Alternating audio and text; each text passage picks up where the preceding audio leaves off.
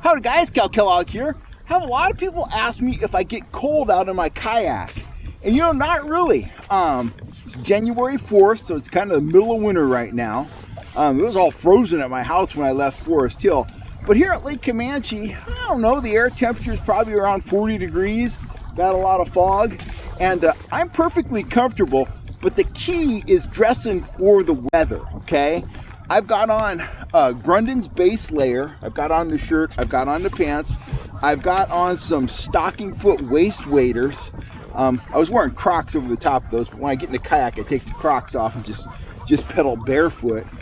And I just have a regular cotton t-shirt on. Now I have a jacket. If the breeze comes up, I'm probably going to need to put on a jacket. But the key to staying warm on cold days like this is really the base layer. If you have a quality base layer, Grundon's makes, you know, great base layers. A lot of other companies do too. That is the first step to staying warm. That's going to keep that heat trapped against your body. If it gets warm later and I start to perspire, this stuff is wicking. It's going to get the moisture away from my skin. That's really what can make you cold. That's why you don't want to wear cotton or something like that on a cold day next to your skin, because if it ever gets damp, you're done. You're going to be freezing for the rest of the day.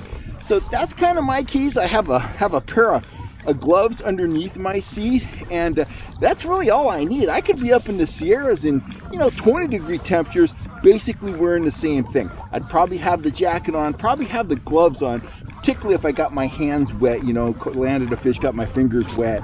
I'd want to put those gloves on. But beyond that, quality base layer. Keep that, you know, moisture away from your skin, and you're going to be just fine. And if you're kayaking in the winter, I highly recommend you get a pair of stocking foot waist waders. You can get some Crocs, wear those for, you know, walking to and from your vehicle if you want to get out and walk around on the bank. Those protect your feet. When you're pedaling, it's very comfortable to take those off.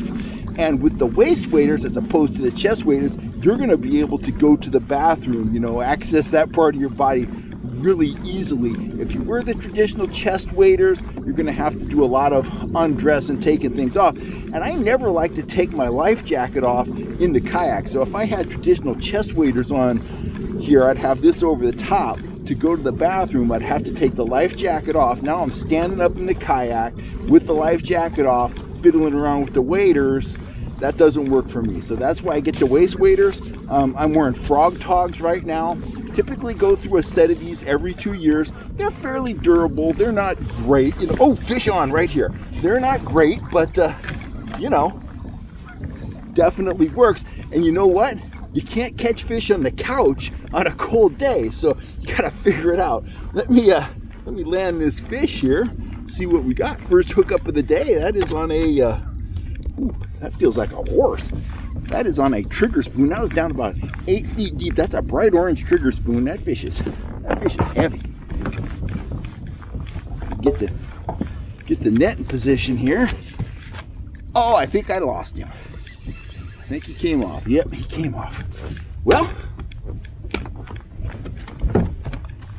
tell you what, beyond the clothing and all that stuff, hooking a nice fish like that will definitely keep you warm on a cold day. Anyway, that's how I stay warm out on the kayak. I'll catch you here on YouTube real soon.